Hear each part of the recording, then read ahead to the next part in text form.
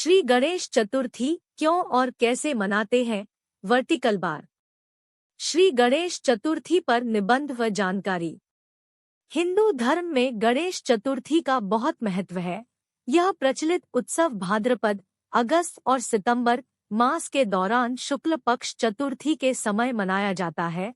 माना जाता है कि इसी दिन भगवान गणेश का जन्म हुआ था। हिंदुओं की धार्मिक आस्था से जुड़ा यह पावन पर्व भारत देश में ही नहीं पर पूरे विश्व में स्थायी हुए भारतीय हर्ष और उल्लास के साथ मनाते हैं। खासकर महाराष्ट्र में गणेश उत्सव खूब धूमधाम से मनाया जाता है। गणपति बप्पा मौर्य अगले बरस तू जल्दी आ। गणेश भगवान देवाधिदेव महादेव शंकर भगवान और मां पार्वती की संतान है। गणेश जी के बड़े भाई का नाम कार्तिकेय है और उनकी बहन का नाम अशोक सुंदरी है। भगवान गणेश की पत्नियों का नाम रिद्धि और सिद्धि है। विघ्नहर्ता गणेश भगवान के दो पुत्र हैं जिनके नाम लाभ और शुभ है। शास्त्रों के अनुसार गणेश भगवान को केतु ग्रह के देवता कहा गया है। गणेश भगवान का सिर हाथी समान दिखने वाला होने के कारण उन्हें गजानन कहकर पुकारा जाता है। उन्हें मंगल मूर्ति भी कहा जाता है। ऐसा माना जाता है कि गणेश पूजा से ज्ञान, धन, बुद्धि, सुख और समृद्धि में वृद्धि होती है तथा सभी प्रकार के कष्ट, विघ्न और दुख नाश होते हैं। श्री गणेश जन्मोत्सव गणेश चतुर्थी, गणेश जन्म दिवस पर गणेश भगवान को अतिप्रिय मिष्टान मोदक के लड्डू बनाए जाते हैं। इस पर्व में जगह जगह पर मिट्टी और मनमोहक रंगों से तैयार की गई गणेश मूर्तियों का स्थापन किया जाता है। जब तक गणेश जी का स्थापन रहता है तब तक रोज उन्हें स्वादिष्ट व्यंजनों का भोग लगाया जाता है तथा प्रतिदिन धार्मिक मंत्रोच्चार के साथ उनकी पूजा अर्चना की जाती है। भक्तगण दयालु देव गणेश भगवान से अपने जीवन में सुख, समृद्धि और शांति पाने की कामना करते हैं।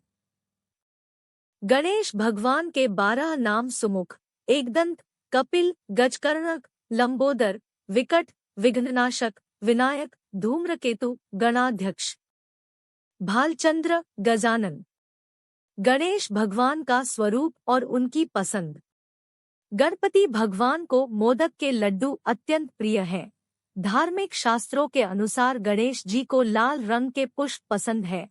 कल्याणकारी, कष्टहर्ता गणेश भगवान का वाहन मूषक, चूहा है। गणेश जी को जल तत्वों के अधिपति बताया जाता है।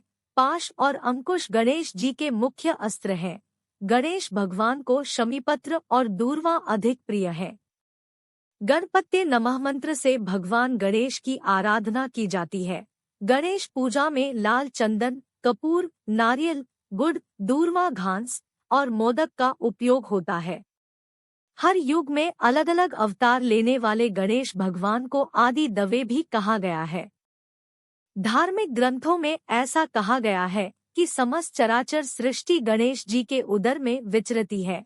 गणेश जी की लंबी नाक उनके बुद्धिशाली और चतुर होने का संकेत देते हैं। गणेश जी के बड़े कान अधिक ग्राह्य शक्ति सूचक हैं तथा उनके मनोरम चक्षु, आंखें तेज सटीक दृष्टि सूचक हैं। गणेश भगवान की प्रतिमा का विसर्जन गणेश उत्सव 11 दिन तक चलता है। गणेश भगवान की स्थापित मूर्ति का विसर्जन अनंत चतुर्दशी पर किया जाता है। गणेश उत्सव समापन होने पर कई भावुक श्रद्धालुगण खुशी से रो भी पड़ते हैं और अगले साल जल्दी आने के लिए गणेश भगवान से प्रार्थना करते हैं। गणेश स्थापन स्थान से मूर्ति को बड़े आदर भाव से गाजे बाजे के साथ विसर्जन स्थान तक नाचते गाते हुए ले जाया जाता है। गणेश भगवान की स्थापित की हुई प्रतिमा को समुद्र या पवित्र नदी में विसर्जित किया जाता है। गणेश भगवान की लघु कथा। शंकर भगवान और पार्वती माँ के पुत्र का गणेश जन्म हुआ तब उनका मुख सामान्य ही था। एक दिन स्नान करने जाते समय माँ पार्वती ने पुत्र गणेश को घर की पहरेदारी करने का आदेश दिया। माता के आदेश अनुसार गणेश पहरेदारी करने लगे। उसी समय द्वार पर शंकर भगवान आ पहुँचे और उन्होंने कहा कि यह मेरा निवास स्थान है, मुझे घर में प्रवेश करने दो। आज्ञाकारी गणेश ने उन्हें ऐसा नहीं करने दिया।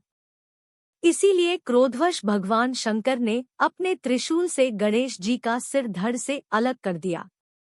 कुछ ही देर में मां पार्वती घर के बाहर आई और उन्होंने शंकर भगवान को यह सत्य बताया कि कैलाश पर्वत पर जाते समय आप ही ने मुझे योग से संतान उत्पन्न करने को कहा था, उसी विद्या से यह हमारा पुत्र उत्पन्न हुआ था। उसके बाद शंकर भगवान अपने दूतों को निर्देश देते हुए भेजते हैं कि वे जाएं और उत्तर दिशा में सिर किया हुआ जो भी पहला मृत प्राणी मिले उसका सर लेकर आएं।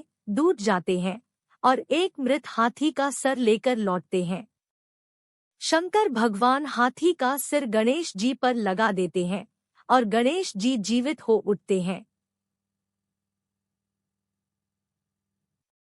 इस दिव्य प्रसंग पर ही भगवान गणेश को यह आशीष प्राप्त होता है कि हर प्रकार की पूजा में गणेश भगवान को अग्रिम स्थान प्राप्त होगा। गणेश जी को पूजे बिना हर पूजा अधूरी मानी जाएगी।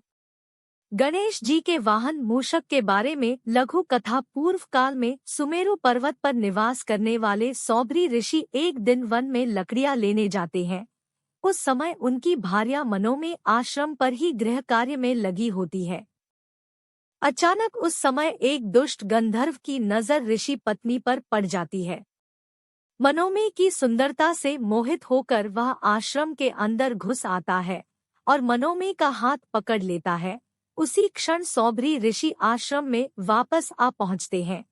उस गंधर्व की दुष्टता देखकर सौभरी ऋषि शाप देते हैं, तूने चोरों की भांति मेरे आश्रम में घुसकर मेरी भार्या से दूर व्यवहार करने की चेष्टा की है, इसलिए तू धरती पर मूषक स्वरूप में अवतरेगा और चोरों की भांति तुझे भोजन चुरा चुरा कर अपना पेट पालना होगा।